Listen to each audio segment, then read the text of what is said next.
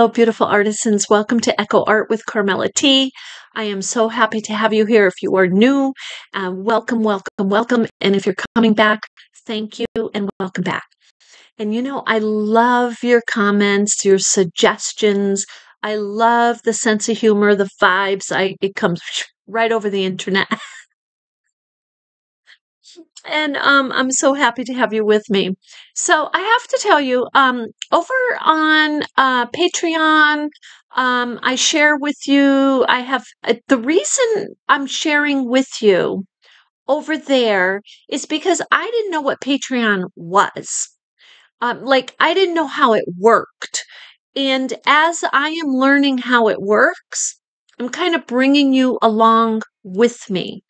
And that way it might make a little more sense in how because the platform is different from YouTube. And there are free trials that you can jump into and just explore and take a look at the platform. Or if you're interested in a specific project over there. Now, today I went and got this wool. This is a little over a pound of wool. And I got it at a local farm in Vermont. The sheeps were shorn. The wool was washed. Say that 5 times real fast, both of those sentences.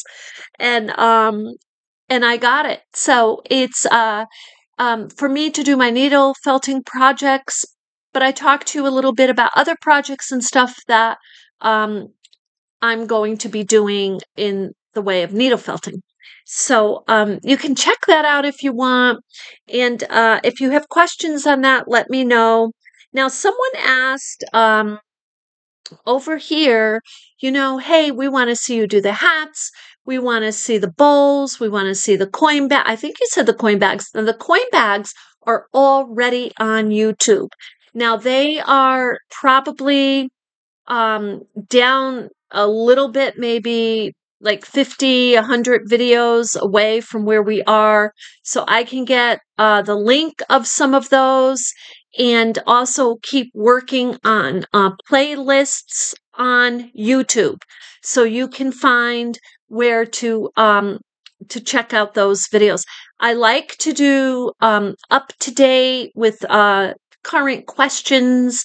If there's specific questions going on, maybe about today's fabric, whatever it is. So I don't mind doing a repeat video of a how-to.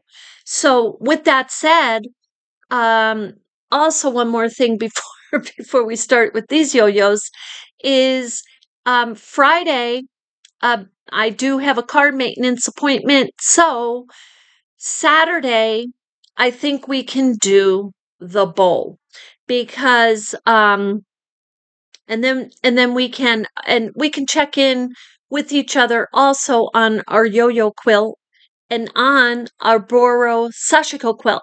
Now we've done a lot of projects already in this past month, so some people might still be working on a few projects before, a few projects like two projects ago, 2 videos ago, but we can check in with each other and ask questions and just take it from there.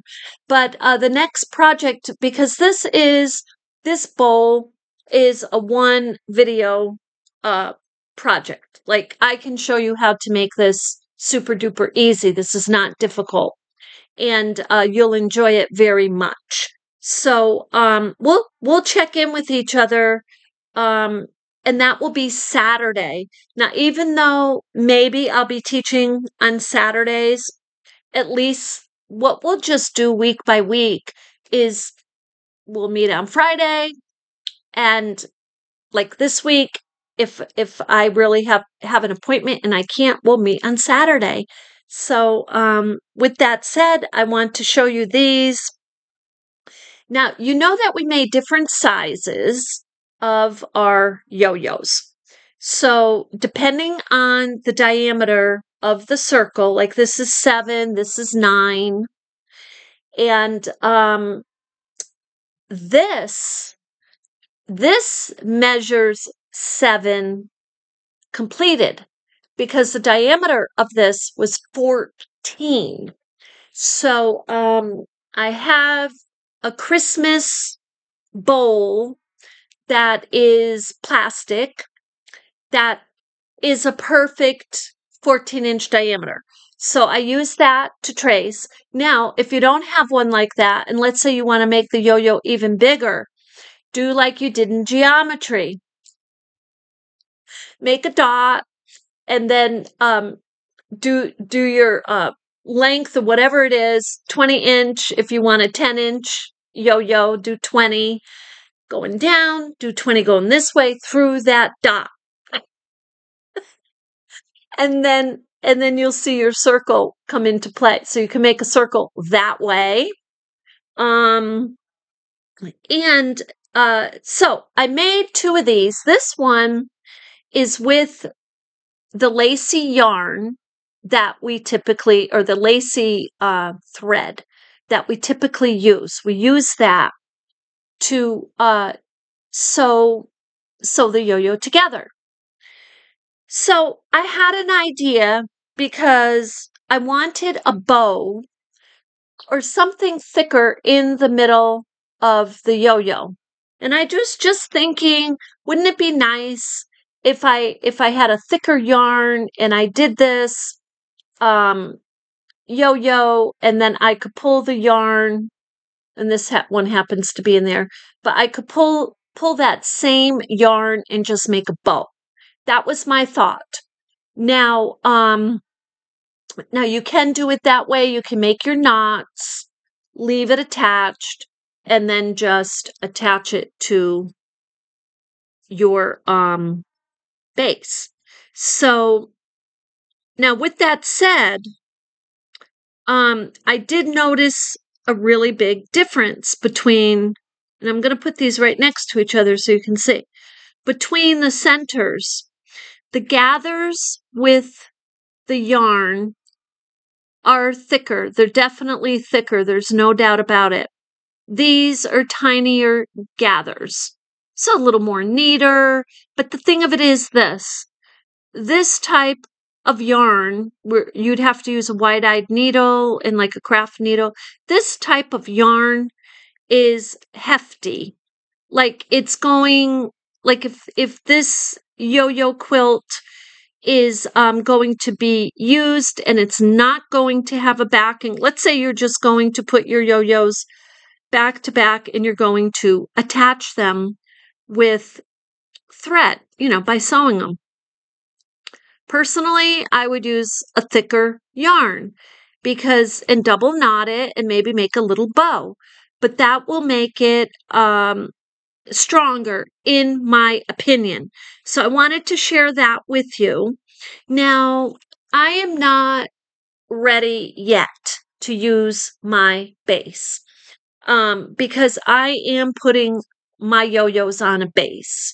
They will have a backing, but I'm not ready to do that yet. So what I wanted to show you today is first, I want to share that with you, the different sizes and the different threads that you can use. And the other thing is how you might go about designing your yo-yos of different sizes. So this is my one tip. This is and then I'm going to share another tip that might be a little on the wild side for some of you, but my tip is look at the center of the yo-yo. Use the center, and I was saying this in the last video, use the center to line up your smaller yo-yos or different size yo-yos first. And then from there, you can figure out, these are different sizes, what's going to fit beautifully or nicely or the way you want it around the yo-yo. And the other thing to consider, do you want them around the yo-yo or do you want rows around the yo-yo? Because if that's the case, let's say you want to make rows, you just kind of want to do that. Now, some of these are slightly different. This is 4-inch, this is 5. But let's say you have them all the same size over here, and you want your rows, and that's how you want to design your quilt. And you can design your quilt like that. I mean, this is what I'm saying. You do not have to connect these, is what I'm trying to say. If you have a base. If you do, you can leave space. You can leave space if you want to design them. Now, you can leave space. Let's say you're not using a base, and you can take, I'm going to use this side because this side needs to be redone, but let's say you want to use smaller yo-yos, and you don't have a base, you can connect them that way. So the only thing is, when you're connecting them this way, you want to make sure that, let's say, for example, it's like this. You just want to make sure that you don't have anything flopping. You got your row, everything is where it's touching. You want to make sure it's connected. So I think that's just really important. And you'll know when you pick up your quilt, if something's not connected, it's going to flop around. So that will be a really good test. Now, let's say you're connecting all the same sizes, and you don't have a backing at all. When you connect here, when you connect these, let's say you go back to back, in my opinion, and I've seen this, maybe they put one little stitch. I put a couple of stitches. You want to make sure that's nice and connected, really substantial, and then be consistent with them going through your quilt. So if you do a couple here, make sure you do, a couple here, and so on and so forth. So, and if they are going over the edge,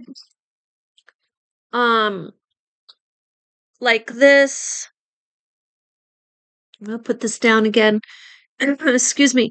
If they're going over the edge and you're like, well, there's nowhere for me to connect. I already did this here in the middle. The middle is near the edge, this and that. Okay, but you want to make sure you get these up here nice and secure. So, look, even if it means you're putting a tiny little stitch in between the folds, or a tie knot, or let's say you don't want the tie knot to show, put a tiny little stitch and just make sure that it's nice and secure, because the heaviness, when all these come together, it's going to be heavy. And you look at the size of what I'm doing, that's about 65 by 65. And the piece, the backing of the base, the base that I'm using is 65 by 65.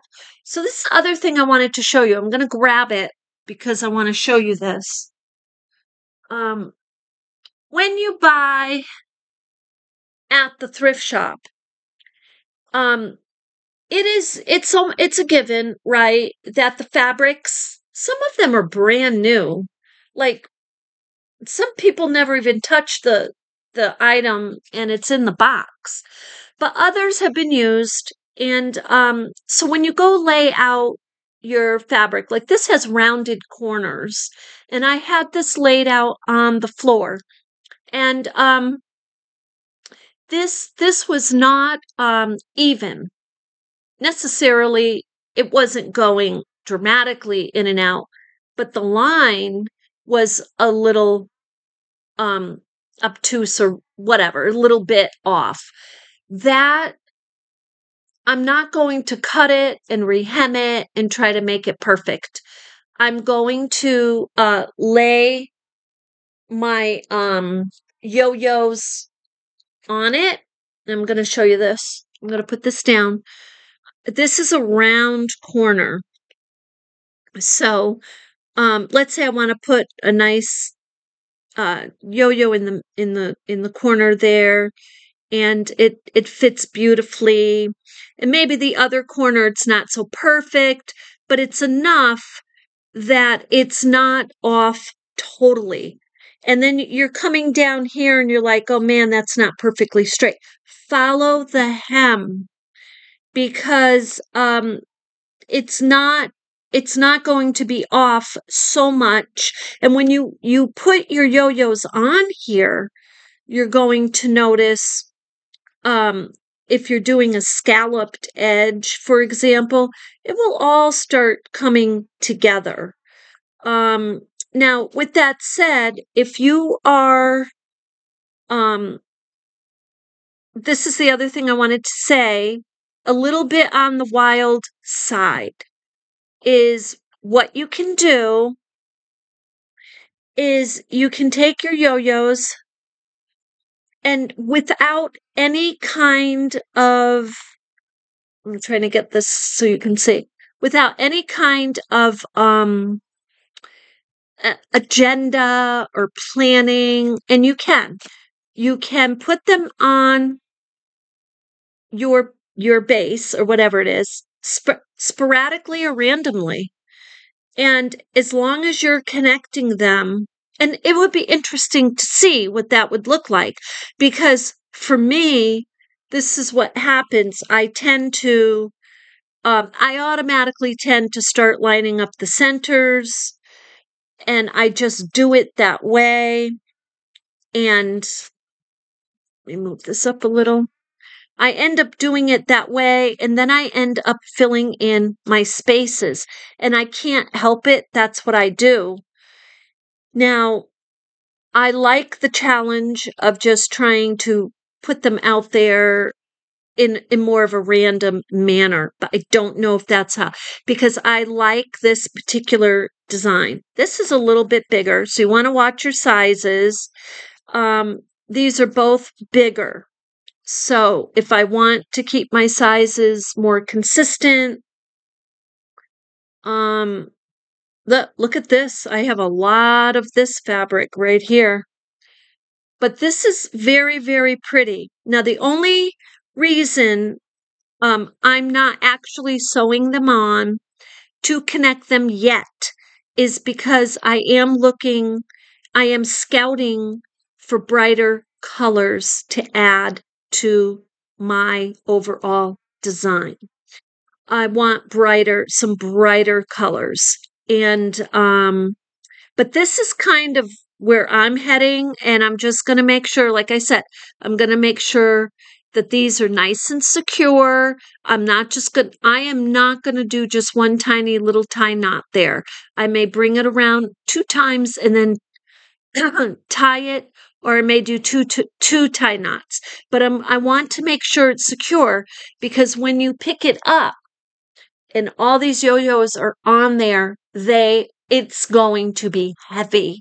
You want to make sure it's substantially secure. And I may put ribbons, and I'm most likely going to put ribbons in the middle of these large yo-yos. So I hope that helps a little bit with connecting different size.